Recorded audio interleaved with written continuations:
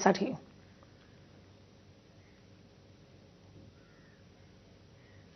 तिकडे नाशिकमध्ये एक महत्त्वाची अपडेट येते। नाशिकमध्ये रामवाडी परिसरात पावसाच्या पाण्यात एक स्कूल व्हॅन अडकलेली आहे। स्कूल व्हॅन बाहेर काढण्याचे प्रयत्न सुरू आहेत। पाण्यामुळे खड्डा न दिसल्यानं स्कूल व्हॅन अडकल्याचं समजतंय। महापालिकेची घंटागाडी देखील पाण्यात अडकलेली आहे। दोन्ही गाड्या बाहेर काढण्याचे शर्थीचे प्रयत्न सुरू आहेत। साचलेल्या पाण्यामुळे खड्ड्याचा अंदाज न आल्यानं ही स्कूल व्हॅन अशा रीतीनं या पाण्यामध्ये अडकलेली आहे।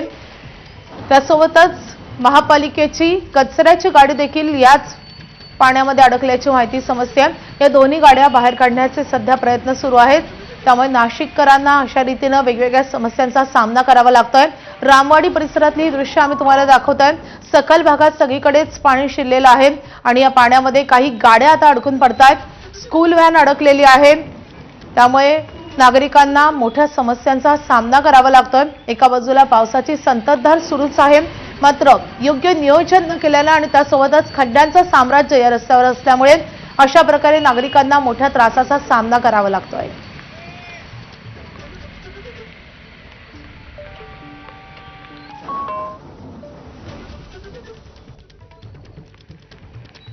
अशा रीतीनं स्कूल व्हॅन आणि त्यासोबतच कचऱ्याची गाडी या पाण्यामध्ये अडकून पडली आहे।